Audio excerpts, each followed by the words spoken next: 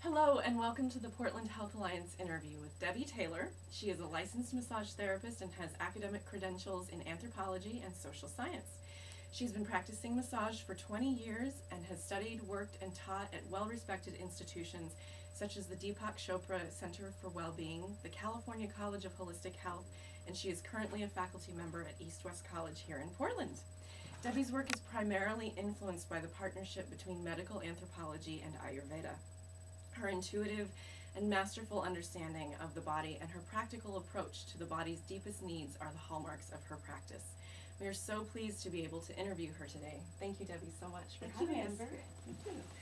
So my first question is, when you first entered the profession 20 years ago, what was it like? Well, it was very different, I will say, and primarily I think the public's perception of our field was very different. There was actually a stigma involved, as you probably realize. But in the massage room, that translated into our clients not being very clear about what we were actually doing, about what a therapeutic massage was. And we weren't as skilled at articulating the benefits of our work either. We had a lot of education to do. Most of our clientele was male for many reasons. Primarily, they had more disposable income than the female clientele. They were more culturally, prone to taking those breaks to reduce the stress from a high pressure job. Yeah, and most of them had never really received a skilled therapeutic massage before. So what we did, we opened our hearts to them and invited them to receive a therapeutic massage. And once they did, they were sold. And believe it or not, most of our clients in those days would receive 1 or 2 massages a week. Wow. Regularly. I would say that was the biggest difference. And of course, there was very little research in our field. Yes, for us to use in articulating the benefits of our work, and of course, the partnerships between the medical profession and massage therapists were very, very few, I would say. So things have changed pretty significantly since you entered the profession. What is your perception of how things are going now?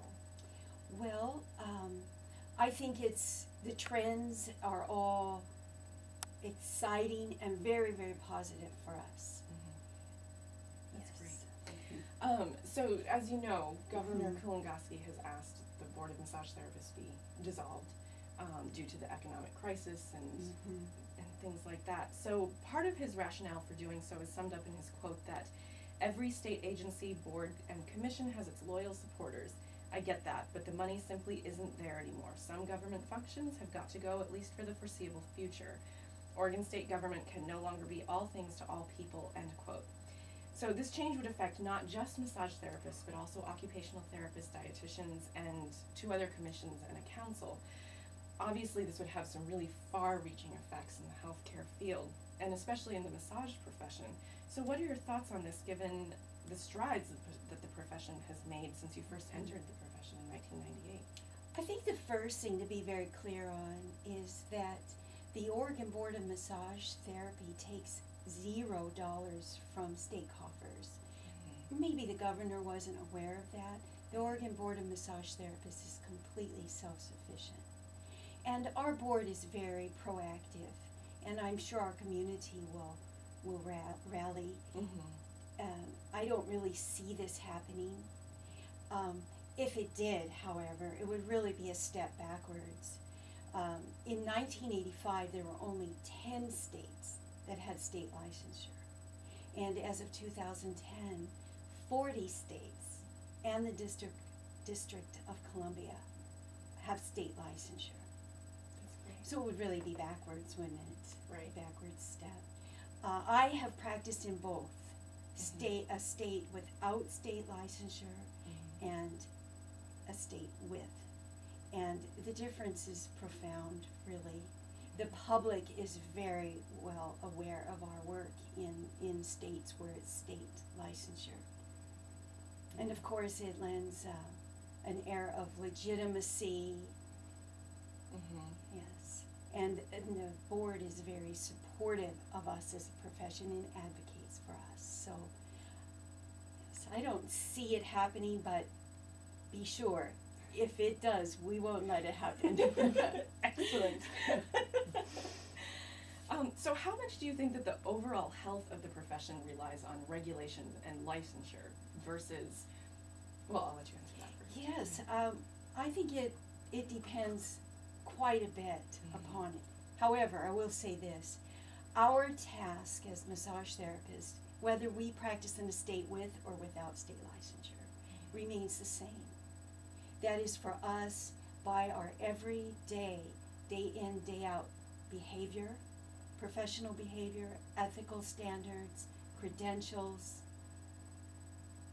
all of our actions. We must advocate for our profession by our actions, wherever we practice, because our field,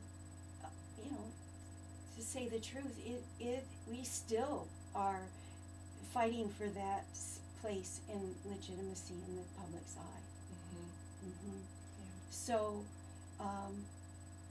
we do that by our actions and by our focus and our intention on uplifting the profession and getting its roots deep into the public's eyes. So regulation aside, do you see any trends within the massage and bodywork profession that give you a sense of what the future might look like for massage professionals? Yes, I think the biggest trend that is really incredibly important throughout society is the healthcare crisis, is bringing these discussions about our healthcare model to the kitchen table. It's not just being confined to the holistic health community. People of all walks of life are talking about the healthcare model and examining it and realizing that a more integrated approach needs to be established and strengthened. We're starting with that, surely, but the person is on the street is looking for help. Their needs aren't being met by just this single Western model. We need to work together. And so that trend of this discussion and this questioning of the model is really exciting. And I feel that massage therapists and all of us that work in complementary and alternative medicine need to see ourselves clearly as a bridge between the holistic world and the those people who aren't as familiar with that world.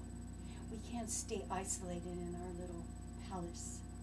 We need to reach out across the bridge and help people understand how our work can help them.